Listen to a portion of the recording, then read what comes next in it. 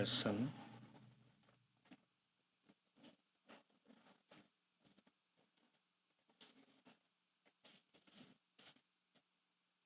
사도행전 1장 9절에서 11절 말씀까지 다 같이 한 목소리로 보겠습니다. 이 말씀을 마치시고 그들이 보는데 올려져 가시니 구름이 그를 가리어 보이지 않게 하더라. 올라가실 때에 제자들이 자세히 하늘을 쳐다보고 있는데 흰옷 입은 두 사람이 그들 곁에 서서 이르되 갈릴리 사람들아 어찌하여 서서 하늘을 쳐다보느냐. 너희 가운데서 하늘로 올려지신 이 예수는 하늘로 가심을 본 그대로 오시리라 하였느니라. 아멘. 마태복음 25장 31절.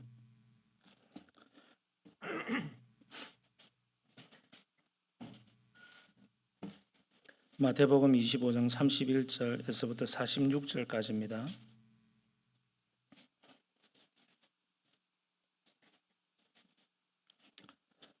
교독하겠습니다. 인자가 자기 영광으로 모든 천사와 함께 올 때에 자기 영광의 보좌에 앉으리니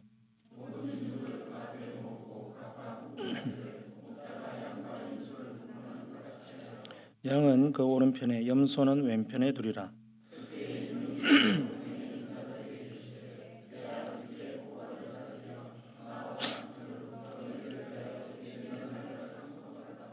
내가 줄일 때에 너희가 먹을 것을 주었고 목마를 때에 마시게 하였고 나그네 되었을 때 영접하였고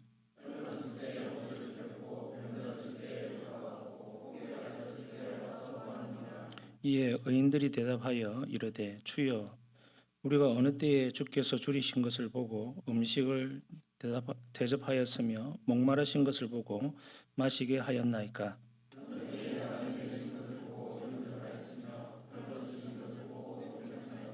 어느 때에 병드신 것이나 옥에 갇히신 것을 보고 가서 배웠나이까 하리니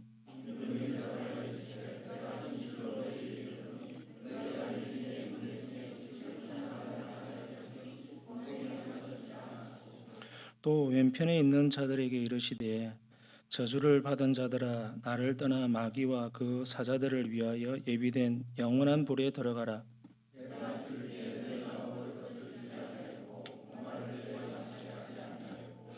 나그네 되었을 때에 영접하지 아니하였고 헐벗을 때에 옷 입히지 아니하였고 병들었을 때와 옥에 갇혔을 때에 돌보지 아니하였느니라 하시니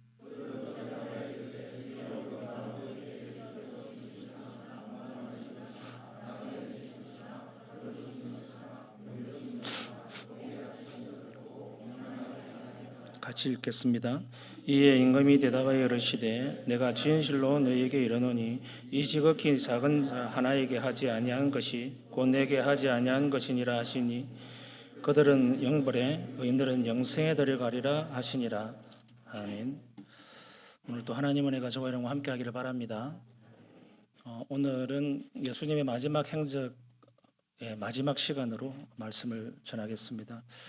우리가 저번 주는 부활주일 우리 예수님께서 부활하신 몸을 입으셨을 때에 어떤 것들을 우리에게 또 주시는지에 대해서 우리가 살펴보았고 이제 부활하신 몸으로 우리 주님께서 마지막 이 땅에서 행하셨던 모습 그리고 그 인생의 공생의 말미에 우리에게 주셨던 그 메시지가 뭐가 있는지를 좀 살펴보면 좋겠습니다.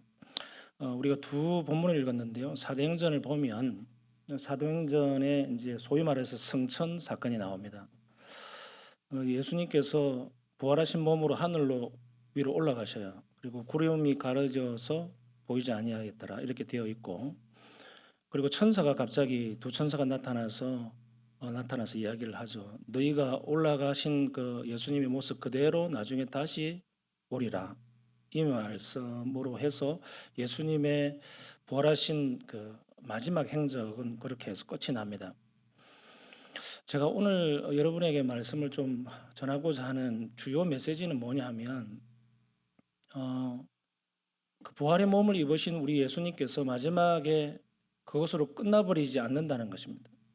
다시 오실 것이라는 것이고 그리고 다시 오실 그 예수님께서 가장 먼저 하실 것이 뭔가에 대해서 여러분에게 전하려고 해요. 이것을 좀 잘 살펴보면 좋겠습니다. 우리가 마태복음 25장을 두 번째 읽었잖아요. 마태복음 25장에는 여러 가지 몇 가지 비유들이 나오는데 그 비유 소위 말해서 비유지만 정확하게 이야기하면 예수님의 설교입니다. 예수님의 메시지예요. 그 예수님의 이 마태복음 25장의 메시지는 사실은 십자가를 지기 전 거의 막바지에 주신 메시지입니다.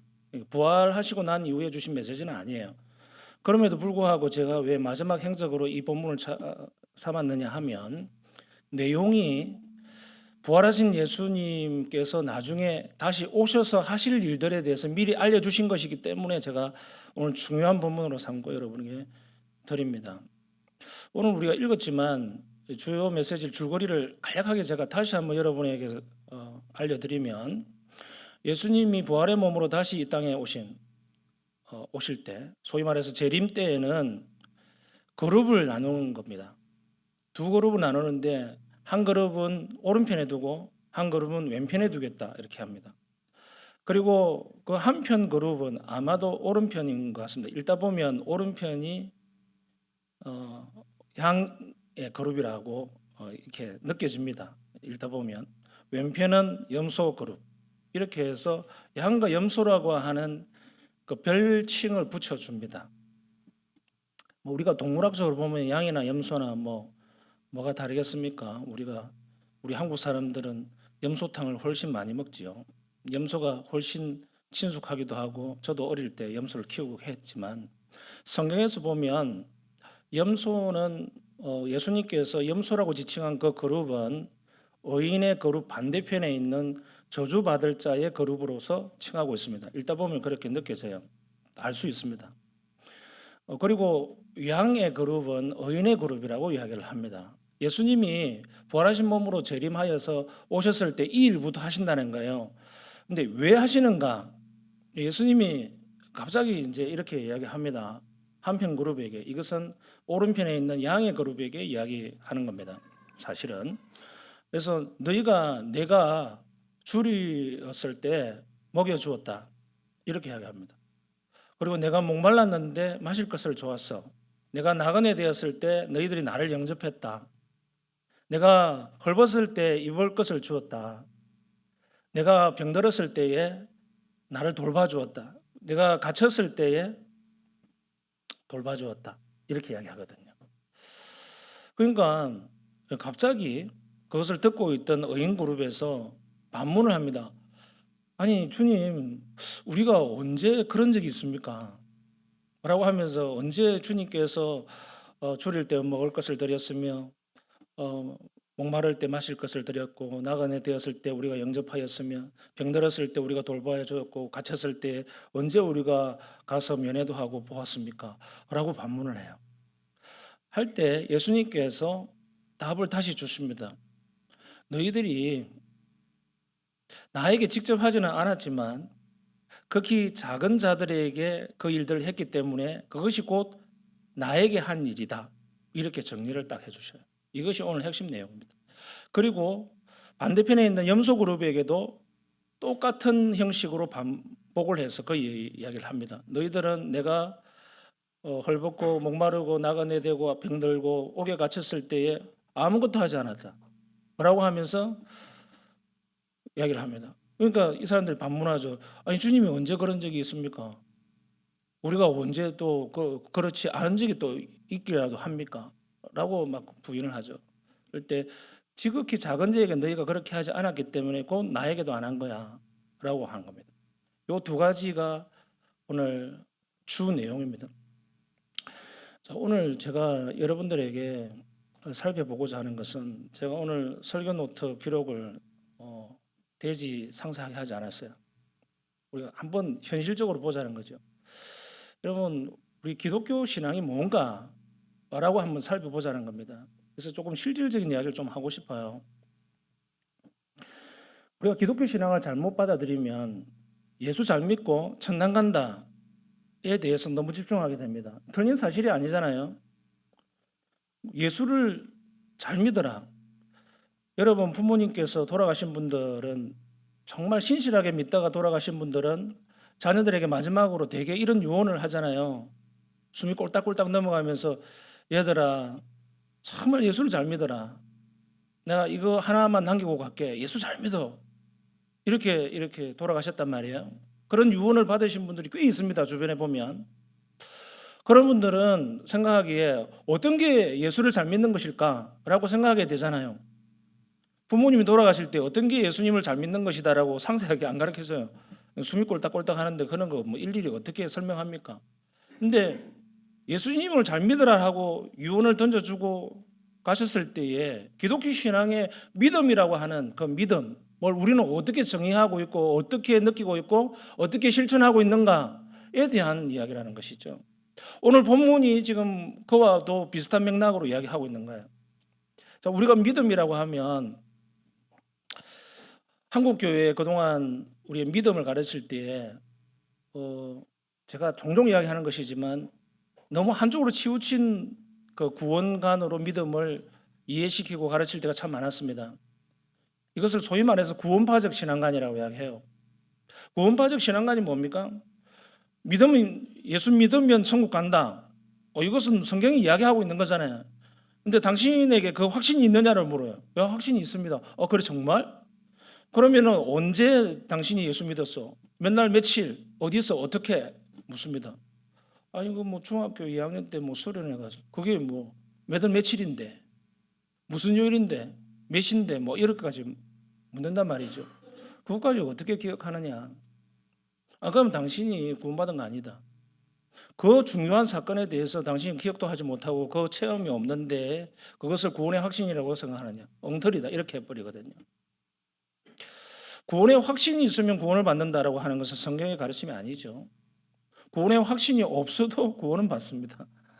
구원을 받는 이유는 확신 때문에 받는 것이 아니라 내가 세례를 받았기 때문에 받는 것이 아니라 내가 교회에 잘 나왔기 때문에 받는 것이 아니라 하나님의 예정하심과 작정 안에서 주어진 십자가의 은혜로 구원받는 겁니다. 믿으시길 바랍니다.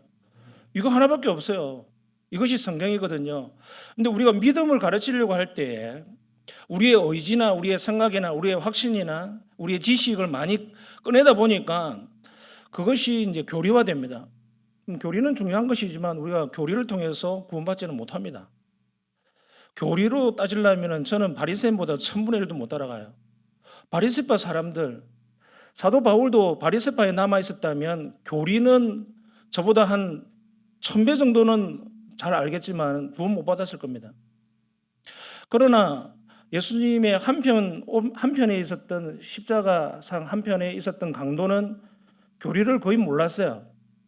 몰랐지만 너가 오늘 나와 함께 낙원에 있을 것이다 라고 함으로 해서 그는 아무 교리에 대한 지식이 없어도 구원을 받았습니다. 바리새인들은 교리가 많이 있었고 그 다음에 구원에 대한 어떤 여러 가지 성경적인 지식을 많이 쌓고 모세오경을 달달달 외우는 수준이었지만 대부분 구원 못 받았습니다. 성경을 유심히 읽어보십시오. 이 회칠한 무덤이라고 이야기하고 외식한 자들아 너희들이 소돔과 고모라의 그 멸망함을 당할 것이다 라고 이 주님의 하신 말씀들을 일관되게 풀이해보면 바리새인들의 많은 상당수가 구원받지 못합니다. 교리가 없었습니까? 그러니까 우리의 믿음이 뭐냐라는 거죠. 믿음이라고 하는 것은 과연 예수 잘 믿어야 되는 것인데 예수 잘 믿는 것을 통해서 우리는 구원받는다라고 할 때 그 예수 잘 믿는 것은 무엇인가? 성경 암송 구절 달달달 외우는 것인가? 우리 한국 교회에 지금 구원관이 너무 지나치게 한쪽으로 치우쳐 있는 구원관이 뭐냐면 예배당 중심의 구원관입니다. 예배당 중심. 예배당은 교회가 아닙니다. 이 말을 처음 듣는 분도 있을지 모르겠는데 교회와 예배당은 다른 것입니다. 교회는 사람이고 예배당 또는 교회당은 건축물, 벽돌입니다. 시멘트, 콘크리트입니다. 그러니까 우리 주님께서 교회당에 대해서 언급한 적도 없고요. 그 다음에 성전이라는 이름으로 성전을 지으라고 명령한 적도 없어요. 그렇지만 인간이 필요에 의해서 우리가 교회당을 짓고 예배당을 짓고 막 필요에 지어서 예배당이 없으면 예배 못 드릴 것 같이 예배당이 없으면 교회가 안 되는 것처럼 생각하기 때문에 지금 그렇게 이 시대에 많은 기독교 형태가 몇 번지에 어디에 대지 위에 몇 층짜리 빌딩에 올라가서 십자가를 세우고 하는 것을 우리가 교회로 생각해 버리는 시대가 되어지 않았습니까? 그래서 개척하는 목사님들도 교회당을 지으려고 막 그렇게 애를 쓰고 큰 교회 가가지고 막 인사를 넙죽하고 당에 가서 설명하고 프레젠테이션하고 교인들을 설득해가지고 모금을 하고 총회 찾아가가지고 뭐 지원해 주십시오 해가지고 어쨌든 그렇게 하려고 하는 이유가 뭡니까? 장소를 마련해가지고 예배를 드리려고 하거든요. 그러나 성경을 유심히 보십시오. 예수님의 그 관심을 우리가 어떻게 풀이할 수 있느냐면 성경 해석하러 들어가 보면 성경에서 예수님이 어떤 것에 대해서 얼마만큼 많이 언급하셨는가 이걸 보면 예수님이 우리에게 가르치려고 하는 핵심 메시지를 알 수 있어요. 자, 다시 돌아와서 여러분 소위 예수 잘 믿는 것이 뭔가 그거는 교회에 열심히 나가는 겁니다 라고 어떤 사람이 그렇게 생각하고 평생을 예수를 믿었다고 칩시다. 그럼 예수님이 과연 공생의 시절 기간 동안에 교회에 대한 언급이나 메시지나 교훈을 얼마만큼 하셨는가에 대해서 살펴보자는 것이죠. 제가 이 성경 구절을 일일이 셀 수가 없기 때문에 셀 수는 있지만은 너무 오래 걸리기 때문에 제가 AI 인공지능한테 한번 물어봤어요. 챗 GPT한테. 복음서, 예수님의 메시지가 있는 곳이 복음서잖아요. 사복음서. 사복음서가 총 몇 구절로 되어 있니? 라고 했더니 3779구절로 되어 있대요. 3779구절 중에 예수님께서 직접 교회를 언급하신 적이 몇 번 있니? 라고 물었더니 2번이래요. 제 아는 지식에서도 제가 2번일 거다라고 생각하고 했는데 아니나 다를까 2번 딱 나오더라고요. 마태복음 16장, 그다음에 마태복음 18장. 예수님이 교회라고 하는 단어를 2번밖에 쓰지 않았어요. 왜죠? 예배는 얼마나 될까요?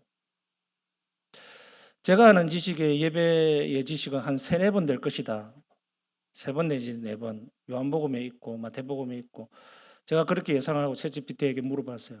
예수님께서 예배에 대해서 가르침을 주셨거나 예배라고 하는 단어와 비슷한 경배, 섬김, 영어로 들어가면 서비스, 이것도 다 예배거든요. 섬김이긴 하지만 예배에 관해서 언급한 모든 것을 총망라해서 몇 번 언급했냐 그랬더니 4번 언급했다고 나왔어요. 예배라고 단어라고 번역된 것은 요한복음밖에 없어요. 한 번밖에 없어요, 사실은.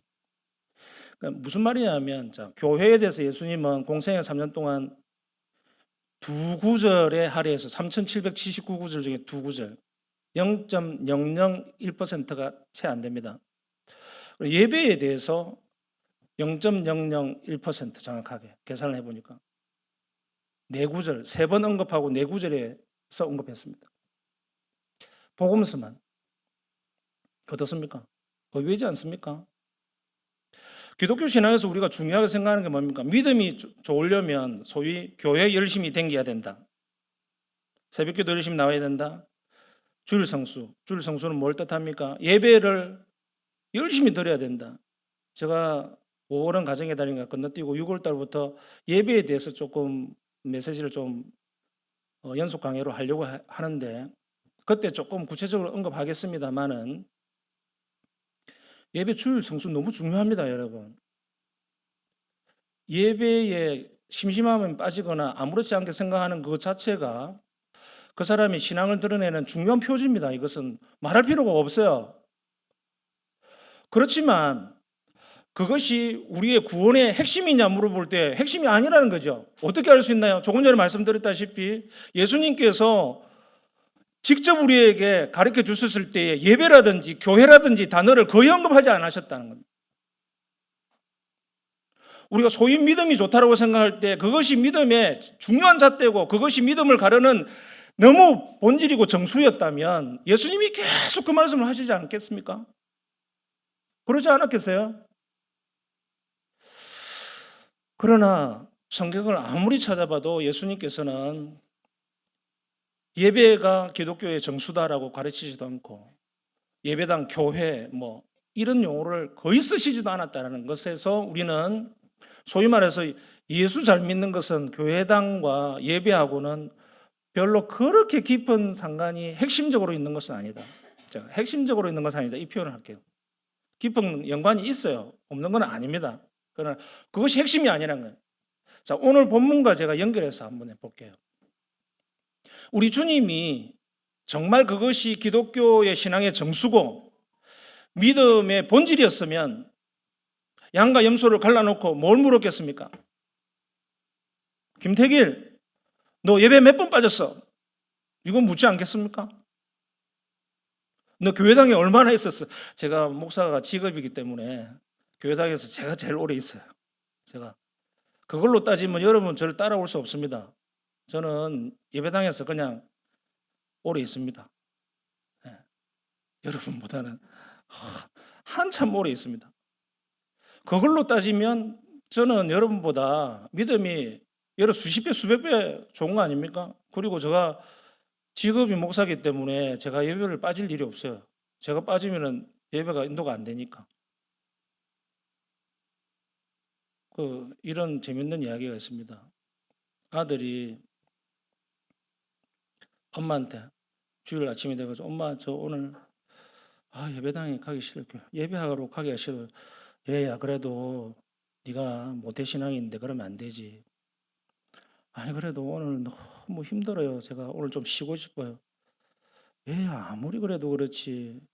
네가 담임 목사인데 교회 가야지. 이러더랍니다. 목사라고 뭐 교회당 맨날 가고 싶겠습니까? 저도 안 가고 싶을 때가 있고. 제가 솔직한 심정입니다. 몸이 피곤해서 힘들 때도 있고 감정적으로 너무 뭔가 모르게 누릴 때도 있고 침침할 때도 있고 부정적인 마음이 들 때도 있고 컨디션이라는 게 있지 않습니까? 목사라고 왜 없겠습니까? 근데 할 수 없이 저는 이게 하나님 주신 천직, 직업이기 때문에 그냥 그렇게 하는 거예요. 그냥 할 수 없이. 그런 걸로 만약에 주님께서 우리의 믿음을 평가하시려고 한다면 목사들이 1번부터 뭐 10,000번, 10만 번까지 다 차지하고 있지 않겠습니까?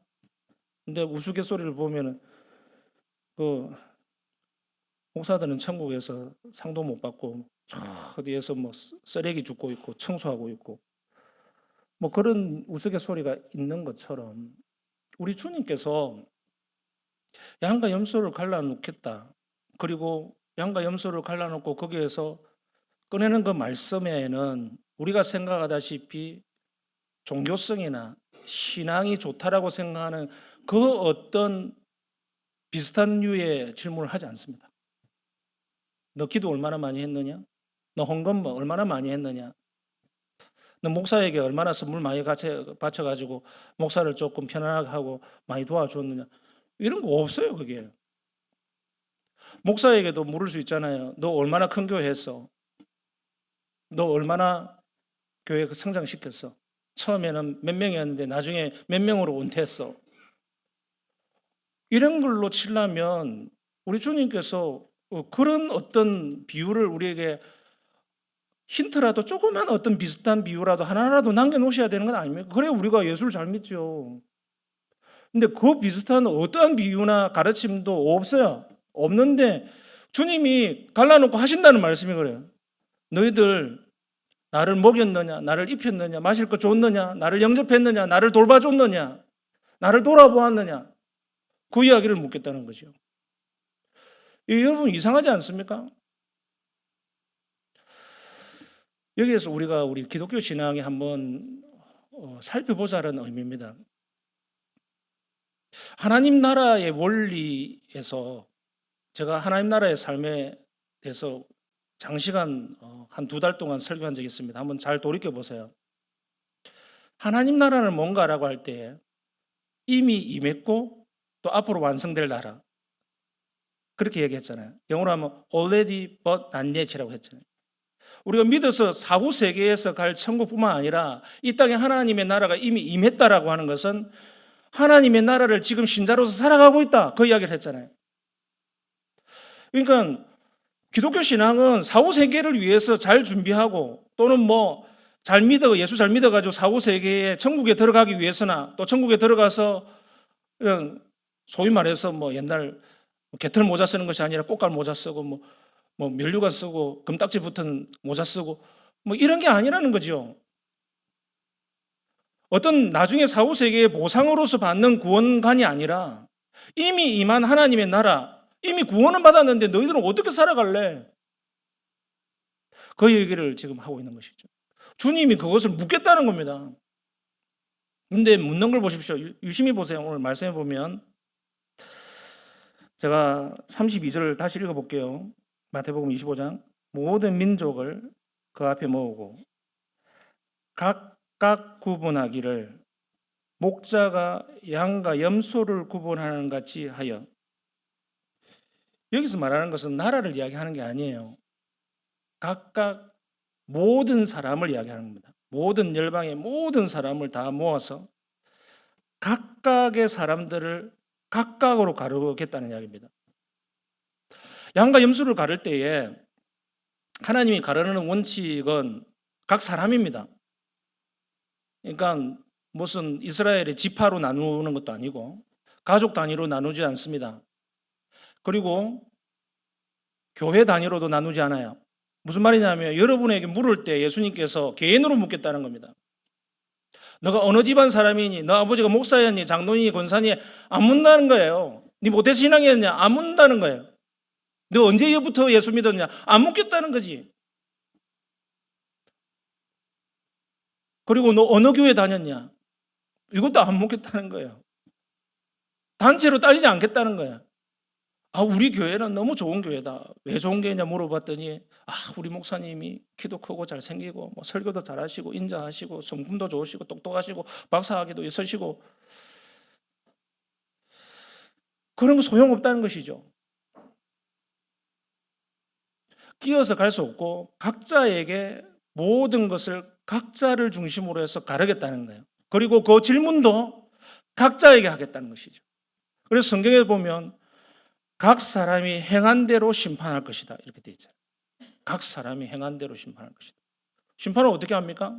제가 한번 언급한 적도 있었지만 요한계시록 20장에 가보면 천국 흰 보좌 앞에 책들이 펴져 있는데 그 책들 가운데는 생명책도 있지만 그 책들의 대부분은 죽었던 자들이 각각 그 행위대로 심판할 것이 적혀 있다, 이렇게 되어 있습니다.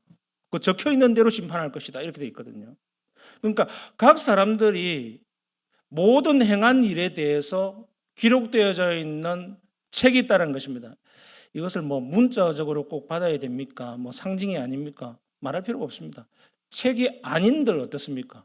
그 내용에는 책이든 책이 아니든 뭐 하드디스크든 USB든 뭐 소용이 필요 없어요. 핵심은 뭡니까? 주님께서 각 사람의 행한 모든 일들을 다 기억하고 계실 것이다. 그리고 그것을 덜추어낼 것이다. 그게 핵심이잖아요. 책이 있든지 없든지.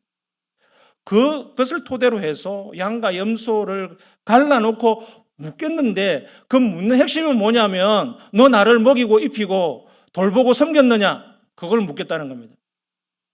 여러분 각자에게 이 질문을 해보시길 바랍니다. 지금 죽기 전에. 죽기 전에 해보세요. 죽기 전에. 죽고 나서는 소용없어요. 그런데 의인들이 묻잖아요, 갑자기. 아니, 주님, 우리는 그렇게 한 적이 없는데요. 이렇게 이야기해버립니다. 그래서 예수님께서 다시 설명하잖아요. 너희들이 나에게 직접 그렇게 안 했다 하더라도 극히 작은 자에게 행했기 때문에 결국 내가 나에게 한 거야. 이렇게 해버립니다. 무슨 말이냐면 지금 중요한 두 가지 사항이 나오죠. 하나는 우리가 예수님께 하는 것은 결국 작은 자에게 행하는 것이다. 그것을 예수님께 직접 행한 것처럼 예수님은 여기겠다라는 것이고요. 또 하나는 뭡니까? 그 작은 자는 소외된 계층을 이야기하는 것이죠. 작은 자가 뭡니까? 키가 작은 자, 몸집이 작은 자, 이걸 이야기하는 게 아니잖아요. 작은 자의 기준이 없잖아요. 성경에서 기준을 이야기하지 않습니다. 작은 자가 어떤 사람인지에 대해서 기준을 이야기하지 않아요. 그러나 그 기준을 성경을 쭉 읽다 보면 알 수 있습니다. 구약의 하나님은 고아와 가부와 나그네의 하나님. 고아와 가부와 나그네는 무엇을 상징하는 겁니까?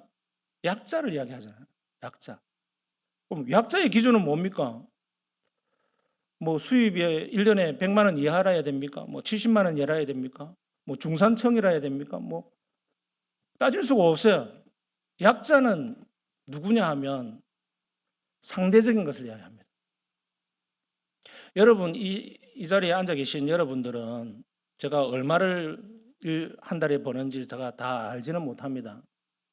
그러나 대충 우리 교회 다니는 여러분들은 거의 모든 분들이 여러분 전 세계에서 30% 안에 드는 경제적으로 상위 계층입니다. 여러분들 아마 전 세계로 기준으로 해서 30% 밑으로는 거의 없을 겁니다. 우리 교회. 저는 미안하지만은 전 세계에서 8% 안에 드는 상류 계층이더라고요. 여러분 우리나라의 GDP가 3만 5천 불이 넘었다. 1인당. 그러면 4인 가족으로 생각해 보십시오. 수적이긴 하지만 실질적으로 우리가 누리고 있는 이 풍요로움이 아프리카에 있는 수억의 인구 중에서 여러분들은 최상위 부자에 속합니다. 아프리카에 가면 여러분들은 최상위 1%에서 2% 아래 듭니다.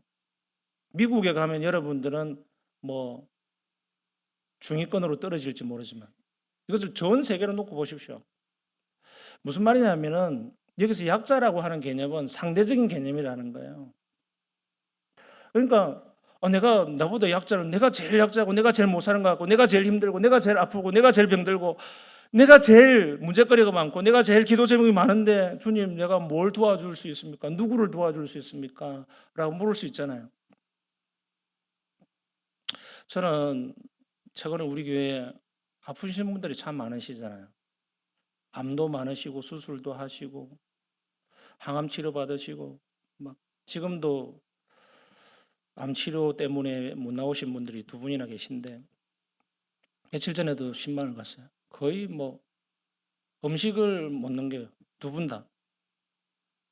한 분은 지금 수술을 해가지고 거의 움직이지를 못하고 콧줄을 끼고 그냥 코로 물을 넣고 있더라고요. 그 다음에 영양제 주사를 주고 너무 애처로워요. 근데 어떤 분이 우리 식구에게 찾아와서 거금을 주고 가시더라고요. 그 수술한 분에게 좀 전달해 달라. 제가 깊숙이는 모르지만 그분의 삶이 생활 형편이 그렇게 넉넉하지 않은 걸로 알고 있습니다. 좀 놀랐어요. 저분이 이게 분명히 이게 필요하고 저게 필요하고 생활 형편이 쉽지 않을 건데 참 열심히 사는 분이거든요. 또 놀랐습니다. 또 어떤 분이 그와도 비슷한 분이 또 한 분 있고 그래서 제가 참 최근에 마음이 참 기뻤어요. 그러면서 제가 이 설교하려고 묵상을 하다 보니까 우리 주님이 하신 말씀이 있잖아요. 36절에 중간에 병들었을 때에 도와라 보았고 이렇게 돼 있잖아요. 약자가 누구냐? 우리가 자꾸 약자라고 하면은 세상에 뭐 고아, 집 없는 고아, 뭐 집도 없고 뭐 이런 사람들. 저는 제 이름으로 된 집도 없고 제 이름으로 된 차도 없어요. 차도 빌린 거고 렌트카고. 뭐 그렇게 따지면 제가 우리 교회에서 제일 가난한 축에 속하지 않겠나? 여러분 그러면 저는 아무도 도울 수 없습니까? 나는 재산이 하나도 없기 때문에 아무도 도울 수 없습니까? 그러면 저는 항상 대접받아야 되고 항상 받아야 되겠네요. 여러분 우리 여기에서 말씀하고 있는 본질이 뭔지 잘 들여다 봐야 돼요. 세상에서 너는 주님께서 지신 그 십자가가 은혜라고 이야기할 때 그 은혜가 교리로서 끝난 은혜인지 그 은혜가 정말 은혜가 되어서 강물처럼 흘러가게 하는 은혜인지 너는 어떤 자리에 서 있는지에 대해서 스스로 물어봐 이 이야기를 하고 있는 겁니다. 우리가 교회 와서 얼마나 주여 주여 많이 합니까?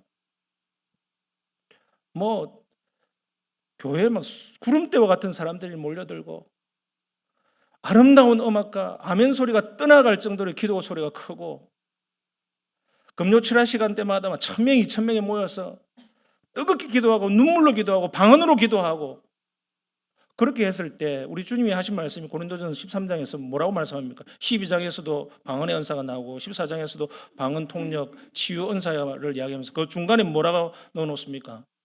그런 거 아무리 열심히 해도 너 사랑이 없으면 우리는 꽹가리가 되고 아무 소용이 없느니라 그래 버리잖아요. 우리 종교성을 벗어버리자는 것이죠. 하나님의 은혜는 교리나 종교성이 아닙니다. 소위 믿음이 좋다. 제가 초두에 말씀드렸던 예수 잘 믿으라라고 할 때 예수 잘 믿는 것이 뭐냐라고 할 때 예배당에 열심히 와 있고 열심히 봉사하고 그거 열심히 하십시오. 제가 이분법적으로 설교하면 안 되기 때문에 그거 중요합니다. 그러나 그것만으로 만족해버리면 그것은 바리새인과 뭐가 다릅니까? 바리새인보다도 1,000분의 1도 안 되는 수준이지 않습니까? 정말 나의 삶 가운데 하나님의 나라의 삶을 살고 있느냐? 하나님의 나라의 삶에 있어서 나 혼자만에 집중하고 있느냐? 내 옆 사람을 돌보고 있느냐? 돌아보고 있느냐? 생각하고 있느냐? 함께 가고 있느냐? 이걸 묻고 있는 것이죠. 여러분은 옆 사람들을 어떻게 생각하고 있습니까? 여러분의 천국에 갇혀 가야 될 가족이라고 생각하고 있습니까? 여러분, 기독교 신앙은 이기적인 것과는 반대의 길을 가야 되는 겁니다. 이기적인 사람들은 자기 애가 너무 강해요. 그래서 계속 교회당에 오면은 주님 내가 이게 없습니다. 이게 부족합니다. 이거 주십시오. 내가 아픕니다. 병 낫게 해주십시오. 내가 가난합니다. 돈 좀 주십시오. 우리 아들 너무 불쌍합니다. 좀 대학 좀 가게 해주십시오. 그거 다 잘못된 기도가 아니잖아요. 그러나 평생 그렇게만 우리가 생각하고 기독교 신앙인 것처럼 생각하고 있다면 오산이라는 것이죠. 우리 하나님은 제가 누차 하는 이야기잖아요. 기독교의 하나님이 아닙니다. 어, 이단적으로 받아들이지 마세요. 하나님이 기독교를 세우기 위해서 이 세상을 창조하셨습니까? 아니잖아요. 기독교 교리를 우리에게 전파하시기 위해서 예수님을 십자가에 못 박게 하셨냐고요. 아니잖아요. 여러분이 교리를 그렇게 철저하게 배우고 성경을 그렇게 많이 암송하고 예배를 철저하게 주일 성수하고 있지만 옆 사람에 대해서 그 아픔을 보지도 못하고 인식하지도 못하고 함께하지 못하고 있다면 주님이 마지막 날에 이것을 물으실 거라는 거죠. 물으실 때에 여러분들은 어떻게 대답하겠습니까? 그 대답할 수 있는 그 대답을 준비해야 되는데 오늘 중요한 포인트가 뭐냐면 이 의인들이 그러잖아. 양의 그룹에 있는 사람들이. 우리가 언제 그렇습니까? 우리가 언제 그랬습니까? 무슨 말이냐면 어떤 목적과 보상을 바라보고 한 것이 아니라 그 동기가 순수했다는 거야. 모든 것이 그냥 자연스럽고 부지중해. 엄마가 자녀를 걱정하던 그 순수한 마음으로 나는 그냥 생선 대가리 먹어도 좋으니까 니는 그냥 몸통하고 다 먹어라 그냥. 엄마는 왜 그리 명태 대가리만 그리 좋아해요? 제가 어릴 때 물었던 질문입니다. 크고 나니까 얼마나 어리석은 질문인지 몰라요. 어머니는 항상 진짜 명태 대가리만 드시더라고요.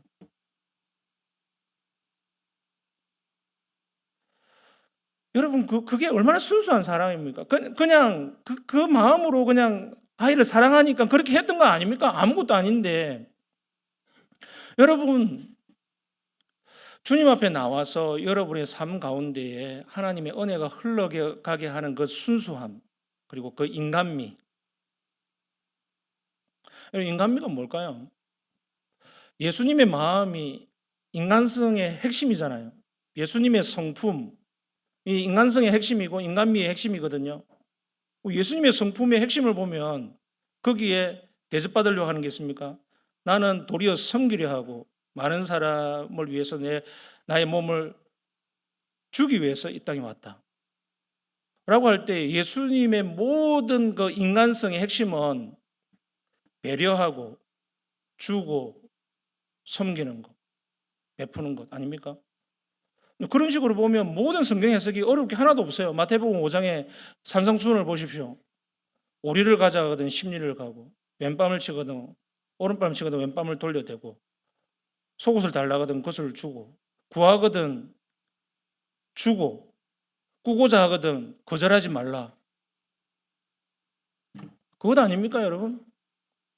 여러분 꾸어줄 수 없습니까? 꾸어줄 그냥 무기자로 언제 받을지 몰라. 그냥 안 받아도 좋아하는 마음으로 얼마든지 꾸어줄 수 있잖아요. 나 안 받겠다 그냥. 여러분 이 모든 것이 뭘 뜻합니까? 내가 헐벗었을 때 입혀 주었고, 내가 목마를 때 마실 것 주었고, 내가 병들었을 때 돌보지 않았느냐라고 하는 그 모든 것의 일맥상통입니다. 그런 식으로 찾아보면 복음서 3779구절 중에 섬김, 사람, 꾸어줌, 구제, 나누어줌, 사랑 이런 구절들이요 너무 많아요. 1000구절이 넘어요. 거기에 예배, 교회라는 단어는 손에 꼽을 정도로 적지만 그 모든 구절들이 그걸로 다 뒤덮여져 있습니다. 어떻게 생각하십니까? 초도에서 제가 언급했던 소위 예수 잘 믿는 것이 무엇입니까? 예배당에 줄기차게 안 빠지고 앉아 있는 것입니까? 11조 안 빠뜨리고 하는 것입니까? 그것도 중요하지요. 제가 쓸모없다고 이야기하는 게 아닙니다. 그러나 주님이 묻겠다고 하는 것은 우리의 삶입니다. 은혜를 받았으니 너가 어떻게 이제 그 은혜로 살아갈래? 이기적으로 사지 말고 좀 타인을 위해서 살아가면 안 되겠니? 그것이 도덕률이잖아요. 도덕률. 영원한 도덕법. 십계명. 십계명이 다 그 이야기를 하고 있잖아요. 제가 다음 달에는 4주 동안 십계명, 오계명 가지고 이야기하겠지만 가정의 달 그것이 핵심이 뭡니까? 우리의 도덕률의 기반이 뭔가를 보여주는 거잖아요. 사람을 어떻게 이해하고 인간미를 가지고 어떻게 대할 것인가? 부모를 내가 어떻게 대할 것인가? 자녀를 어떻게 대할 것인가? 나보다 낮은 직급의 사람을 어떻게 대할 것인가? 나보다 높은 상사를 어떻게 대할 것인가? 요게 오계명의 핵심이잖아요. 그 오계명 핵심에 들어가면 보면 그 도덕률의 핵심은 뭐냐면 인간미거든요. 인간성. 인간성이 있느냐? 이걸 묻고 있거든요. 제가 결론을 맺습니다. 여러분, 우리 주님께서 우리에게 다시 오시는 그날에는 우리에게 이것을 물을 것입니다. 너 나를 먹이고 입히고 마시고 나를 돌보았느냐? 이걸 물을 겁니다. 여러분 어떻게 사시겠습니까? 그렇게 살아가시길 바랍니다.